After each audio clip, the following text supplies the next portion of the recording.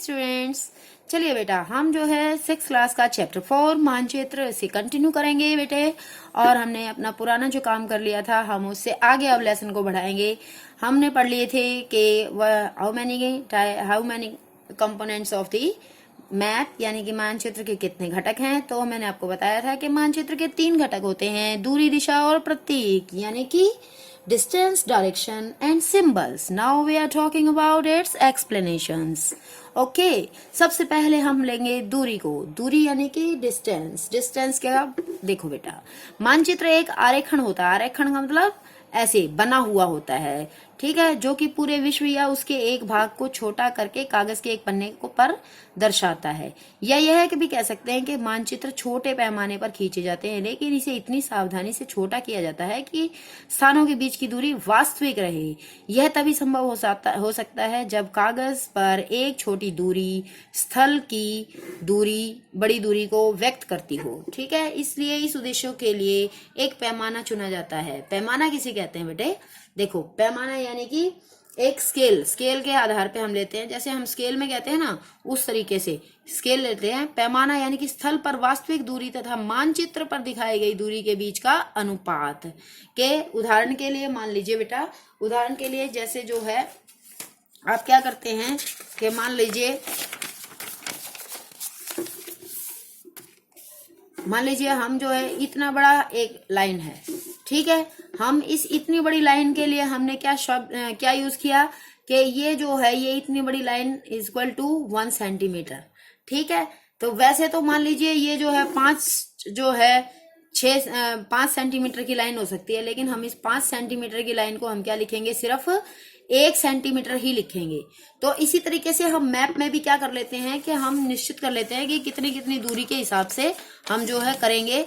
तो वहां पर हमने क्या कर रखा है, जिसे जो है मान लीजिए हमने 5 किलोमीटर की एक दूरी है, ये मान लो एक 5 किलोमीटर है, ठीक है। लेकिन हम इसको 5 किलोमीटर को हम मैप में फुट्टे पर अगर हम देख रहे हैं, स्केल पे हम देख रहे हैं, तो ये 5 किलोमीटर हम कितना दिखा रहे हैं, इसको सिर्फ इतना, ये कितना, यानी कि 1 centimetre is equal to 5 kilometre, ठीक है। और अगर हमको 10 किलोमीटर लंबी लाइन दिखानी है, समझ गए, 10 किलोमीटर की लंबी लाइन कितनी होगी बेटा? अगर ये 5 किलोमीटर की ये लाइन है तो इतनी 5 किलोमीटर की और लाइन लगा देंगे हम, ठीक है। ये होगी हमारी 10 किलोमीटर की लाइन। लेकिन अगर इसे मैप पर दिखाना होगा तो हमें क्या दिखाना पड़ेगा, 1 centimetre is equal to 5 kilometre is equal to 1 centimetre. तो यहाँ पर एक और लाइन लगा देंगे हम, तो यानी कि प्लस में 1 centimetre plus is equal to 10 kilometre, इस तरीके से, ठीक है। तो इतना बड़ा हमारा मैप होता है, तो उसके ऊपर इतने बड़े देश को हम इतने छोटे से मैप पे कैसे दिखा सकते हैं? इस तरीके से दिखा सकते हैं, दूरियों को कम करके। जैसे उदाहरण के लिए आपके विद्यालय एवं आपके घर के बीच की दूरी 10 किलोमीटर है, जिसे हम मैप पर सिर्फ 2 सेंटीमीटर दिखा सकते हैं, ठीक है। इसका मतलब क्या हो गया, सीधी सी बात है कि हमने 5 किलोमीटर को क्या समझ लिया है, 1 किलोमीटर समझ लिया है, ठीक है। इस तरीके से, इस प्रकार पैमाना जो होता है किसी भी मानचित्र के लिए बहुत महत्वपूर्ण होता है। तो 1 centimetre is equal to 5 kilometre. अगर आपको पैमाने की जानकारी है तो आप मानचित्र पर दिखाए गए किसी भी 2 स्थानों के बीच की दूरी का पता लगा सकते हैं।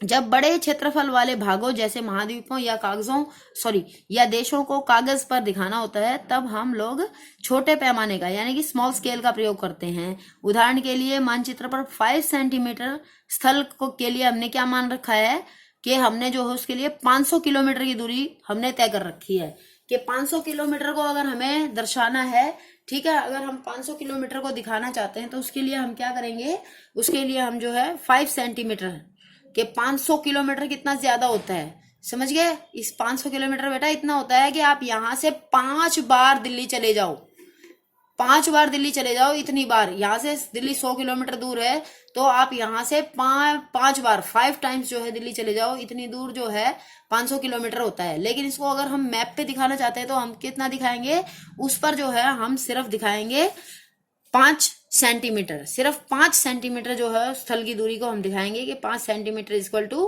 500 किलोमीटर। इसको छोटे पैमाने वाला मानचित्र कहते हैं। जब एक छोटे क्षेत्रफल वाले भाग जैसे आपके गांव या शहर को कागज पर दिखाना होता है तब हम बड़े पैमाने का उपयोग कर सकते हैं। जैसे स्थल पर 500 मीटर की दूरी को मानचित्र पर हम 5 सेंटीमीटर से दर्शाया सकते हैं। इस प्रकार के मानचित्र को हम बड़े पैमाने वाला यानी कि स्मॉल स्केल और लार्ज स्केल मैप दो तरीके के होते हैं। ठीक है, या देखो बेटे सीधी सी बात है, जब बहुत बड़ी जगह को दिखाना होता है तो हमें ज्यादा बड़े बड़े डिस्टेंस को भी हमें कम मानना होता है। ठीक है, लेकिन हम जब छोटी सी जगह का मैप बना रहे हैं, छोटी सी जगह का मैप हम दिखाना चाहते हैं, तो उस छोटी सी जगह के लिए हम क्या कर सकते हैं, थोड़ा बड़ा जो है माप ले सकते हैं, थोड़ा बड़ा जो है उसके लिए स्केल नाप ले सकते हैं। बड़े पैमाने वाले मानचित्र छोटे पैमाने वाले मानचित्र की अपेक्षा अधिक जानकारी प्रदान करते हैं। ठीक है, उसके बाद देखो दिशा है हमारा नेक्स्ट कंपोनेंट, अगला घटक कि अधिकतर मानचित्रों में क्या होती है, सीधी सी बात है, ये आप अपना ये देख लीजिए, यहाँ पर आपको बता रखा है। ठीक है, कि ये जो है दिशा किस तरीके से होती है, मैंने कई बार आपको बता दिया है, ऐसे और ऐसे, ये हमारी मेन जो है दिशाएं होती हैं। ठीक है, पूर्व पश्चिम उत्तर दक्षिण, ये हमारी मेन दिशाएं हो गई। इसके बाद बीच बीच में इस तरीके से जो रेखाएं होती हैं, ये देखो ये इस तरीके से 4 दिशाएं होती हैं, उनको हम प्रधान दिक् बिंदु कहते हैं। ठीक है, उनको प्रधान दिक् बिंदु कहा जाता है। 4 मुख्य दिशाएं हैं जिनको हम प्रधान दिग् बिंदु कहते हैं। ये देखो प्रधान दिग् बिंदु जिनको हम कहते हैं। ठीक है, तो ये कौन कौन सी है, पूर्व है, पश्चिम है, उत्तर है और नीचे दक्षिण है। ये क्या कहलाती है, हमारी प्रधान दिग् बिंदु यानी कि कार्डियल पॉइंट्स हैं ये हमारे। इसके बाद क्या होते हैं, ये हमारे दूसरे वाले पॉइंट्स आते हैं जिनको हम क्या कहते हैं, इस तरीके से देखते हैं कि ये देखो ये इधर हमारा पश्चिम है, उत्तर है, तो पश्चिम और उत्तर के बीच में उत्तर पश्चिम। ओके, इस तरीके से उत्तर और पूर्व के बीच में पूर्व उत्तर। ठीक है, इसी तरीके से दक्षिण और पूर्व के बीच में दक्षिण पूर्व। इसी प्रकार से यहाँ पे पश्चिम और दक्षिण के बीच में जो है दक्षिण पश्चिम, ऐसे होता है। ठीक है, नीचे देखो ये एक दिक्सूचक बता रखा है जिससे हम दिशाएं निर्धारित कर सकते हैं, दिशाओं का माप कर सकते हैं, दिशाओं को की जानकारी प्राप्त कर सकते हैं। ठीक है, ये बताया गया है आगे यहाँ पर कि दिक्सूचक किसे कहते हैं। दिक्सूचक यानी कि दिक्सूचक की सहायता से किसी स्थान की दिशा का पता लगाया जा सकता है। यह एक यंत्र होता है जिसकी सहायता से मुख्य दिशाओं का पता लगाया जा सकता है। इसकी चुंबकीय सुई की दिशा हमेशा उत्तर दक्षिण की दिशा में होती है। इसके बाद अगला हमारा है प्रतीक। ठीक है, कि भाई हम जो है प्रतीक का मतलब देखो ये इस तरीके से चीजें बनी होती हैं, इनके लिए हमने सिंबल्स निर्धारित किए होते हैं कि अलग अलग सिंबल जो है मैप पर लगाए होते हैं, तो इसका मतलब हम उसको देखते ही समझ जाते हैं कि वो इस चीज का मतलब यहाँ पर ये है। जैसे रेलवे लाइनों के लिए इस तरीके की जो है लाइनें लगी हुई मिलेंगी मैप में। ठीक है, सड़कों के लिए ऐसी लाइनें लगी हुई मिलेंगी आपको मैप में। अगर पक्की सड़क है तो उसके लिए सीधी लाइन, और अगर कच्ची सड़क है तो उसके लिए ऐसे आपको जो है ऐसे छोटी छोटी जो है डैश टाइप लाइन मिलेगी। उसके बाद सीमा रेखाओं के बारे में जो है अंतरराष्ट्रीय सीमाएं जो होती है हमारी वो इस तरीके से दिखाई जाती हैं। ठीक है, एक बड़ी लाइन, फिर बड़ा डॉट, बड़ी लाइन, बड़ा डॉट, मोटी मोटी यानी कि वो हमारी अंतरराष्ट्रीय सीमाएं। उससे फिर थोड़ी कम मोटी वो हमारी राज्य की सीमाएं हैं। और फिर उसके बाद ये हमारे जिले हैं, जो जिले की सीमाएं हैं। जैसे कि मैं आपको मैप दिखाती हूँ, ये देखो, आप मैप से अच्छे से समझ पाओगे बेटा। ये देखो इस तरीके से आप देख रहे हो कि जो ज्यादा एक्स्ट्रा मोटी मोटी लाइनें हैं वो हमारी अंतरराष्ट्रीय सीमाएं हैं। ठीक है, उसके बाद जो दूसरी थोड़ी कम कम लाइनें हैं वो हमारी राज्य की सीमाएं हैं। ठीक है, जो कम कम हल्की हल्की हैं, अगर इनके अंदर और भी हल्की दिखानी होती तो वो और हल्की दिखाई जाती, वो हमारी पर्टिकुलर जिलों की सीमाएं होती। ठीक है, तो इंटरनेशनल, फिर नेशनल, उसके बाद स्टेट और उसके बाद डिस्ट्रिक्ट, इस तरीके से जो है ये दिखाई जाती हैं, इनको जो है दिखाया जाता है। उसके बाद देखो क्या कहते हैं कि नदी के लिए इस तरीके से ब्लू कलर होगा और ऐसे जो है थोड़ा सा तिरछी सी दिखाई जाएंगी। कुएं के लिए इस तरीके का सिंबल रहेगा, प्रतीक रहेगा। तालाब के लिए ऐसा टेढ़ा मेढ़ा सा पौंड बना देंगे। अगर नहर दिखा रहे हैं तो उसके लिए इस तरीके से कनाल्स यानी कि इस तरीके से होता है। और अगर ब्रिज दिखा रहे हैं तो उसके लिए इस तरीके का सिंबल प्रयोग किया जाता है। ये आप अपनी नोटबुक में बनाएंगे, ठीक है। ये पूरा चित्र आप अपनी नोटबुक में बनाएंगे सिंबल्स के लिए, ठीक है। इसके बाद पहले जो है आप दिशा जब कम लिखेंगे तो आप दिशा के लिए भी ये वाला चित्र बनाएंगे, ठीक है। उसके बाद जो है ये सब चीजें जो है हमारे को जानकारी प्राप्त होती है इनसे। हमसे पोस्ट ऑफिस जो है वो कैसे दिखता है, पीओ लिखा रहता है। अगर post office and telegraph office होगा तो वहां पर पीटीओ लिखा रहेगा मैप के अंदर ही, ठीक है। मंदिर मस्जिद को दिखाने के लिए भी इस तरीके के सिंबल्स प्रयोग किए जाते हैं।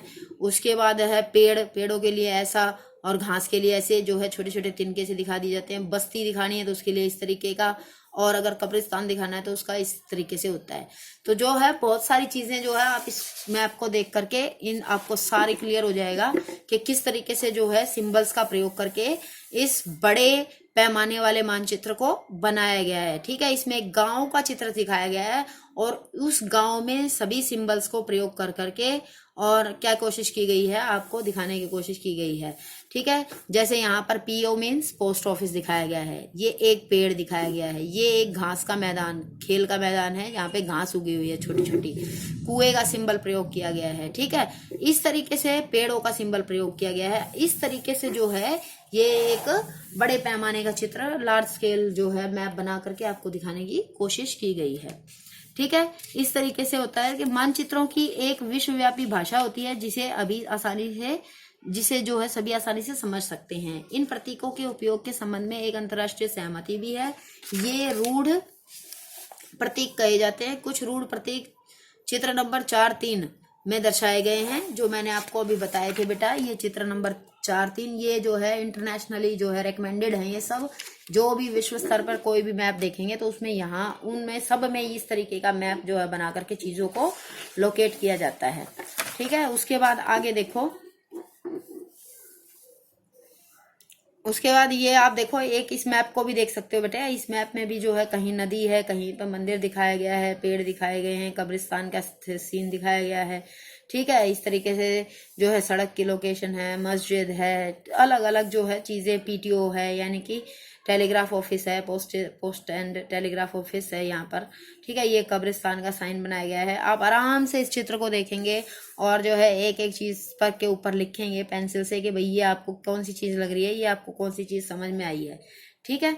इसके बाद रेखा चित्र है लास्ट में कि रेखा चित्र के देखो ये यहाँ से आपको लेसन पूरा पढ़ना है कि नीले रंग का इस्तेमाल जो है जलाशयों, जैसे मैंने आपको एक्सप्लेन किया था कि नीले रंग का प्रयोग किसके लिए किया जाता है, नदियों में पानी दिखाने के लिए, तालाबों में पानी दिखाने के, जलाशयों में यानी कि सागरों को, महासागरों को दिखाने के लिए नीला, और भूरे रंग का पर्वतों को दिखाने के लिए, नीला रंग पठारों को और हरा रंग मैदानों को दर्शाने के लिए प्रयोग किया जाता है। ये एक एक नंबर में भी क्वेश्चन आ जाते हैं आपके लिए कि पानी दिखाने के लिए नीले रंग का इस्तेमाल जो है मैप में क्यों किया जाता है, तो जलाशयों को दिखाने के लिए किया जाता है, ठीक है।